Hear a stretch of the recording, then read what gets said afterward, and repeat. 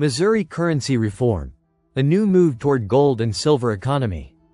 Listen to the full version on the official dinarreport.com website and become our supporter on Patreon. Missouri currency reform. A new move toward gold and silver economy. Awake in 3D December 5, 2024. Missouri takes a groundbreaking step toward financial sovereignty with its push for gold and silver as legal tender, challenging centralized control and advancing the currency revaluation debate. In the latest move reshaping the future of state monetary policy, Missouri currency reform has emerged as a powerful response to the challenges of centralized financial control. By rejecting central bank digital currencies, CBDCs, and advocating for gold and silver as legal tender, Missouri is positioning itself at the forefront of the currency revaluation debate.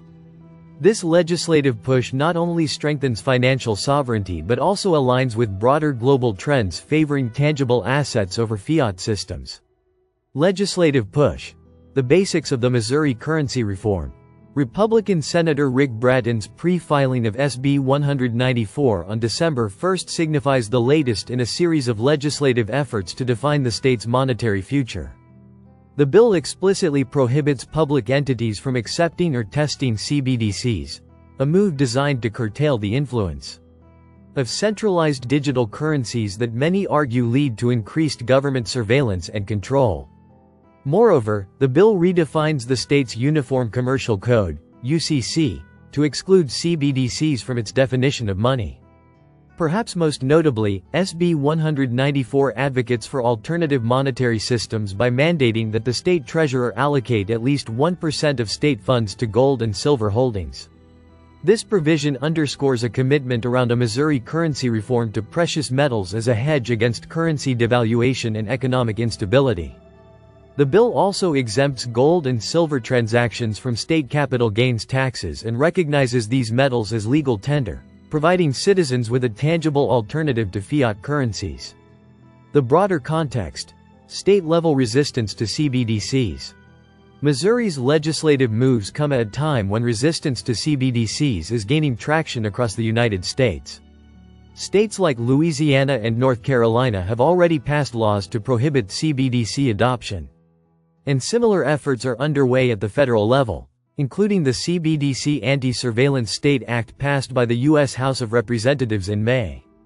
For Missouri, however, the legislative battle has been particularly robust.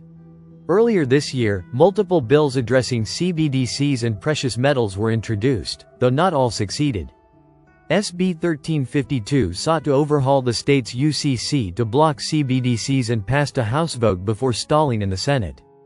Other bills, like SB 736 and its companion House legislation, attempted to tie CBDC prohibition to the promotion of gold and silver but failed to pass. Despite these setbacks, SB 194 marks a significant initiative to realign the state's monetary policy with principles of sovereignty and decentralization. Precious metals versus CBDCs. Competing visions of monetary policy. Missouri's legislative efforts center on a fundamental conflict between two competing visions of the future of money. On one hand, CBDCs represent a digital extension of fiat currencies, offering increased efficiency and integration with modern payment systems. However, critics argue that CBDCs concentrate monetary power in the hands of central banks and governments, enabling unprecedented levels of financial surveillance and control.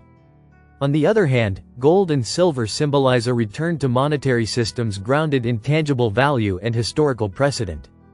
By recognizing these metals as legal tender, this Missouri currency reform aims to provide its citizens with a form of money that is immune to inflationary pressures and independent of centralized control. This approach resonates with the principles underlying the GCR and RV, which emphasize the restoration of equitable value in global currencies and a move away from excessive reliance on fiat systems.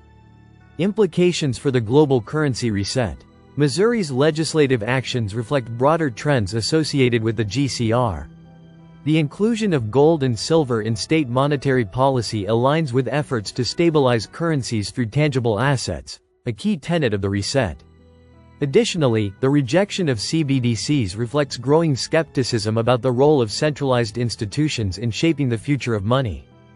While the GCR is often discussed in terms of international agreements and global economic shifts, state-level actions like those in Missouri highlight the importance of grassroots movements in driving monetary reform. By taking a stand against CBDCs and embracing precious metals, Missouri is not only asserting its own financial sovereignty, but also contributing to a larger conversation about the balance between centralized and decentralized monetary systems. Potential barriers and strategic opportunities for a Missouri currency reform. Despite its ambitious goals, Missouri's legislative agenda faces significant challenges. The failure of earlier bills to pass demonstrates the difficulty of achieving consensus on complex monetary issues. Furthermore, the implementation of gold and silver as legal tender raises practical questions about verification processes, transaction logistics, and public acceptance. However, these challenges also present opportunities for innovation and leadership. If successful, Missouri's policies inspire similar initiatives at the national level, influencing the direction of the GCR and RV.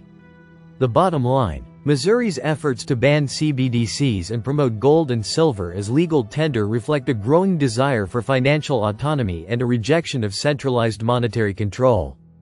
In the context of the GCR and RV, these actions represent a significant step toward a more equitable and decentralized global economy. As the debate over the future of money continues, Missouri's legislative push serves as both a challenge to the status quo and a driving force behind financial reform. Whether or not SB 194 ultimately passes, it shapes state sovereignty, monetary policy, and the broader global currency landscape.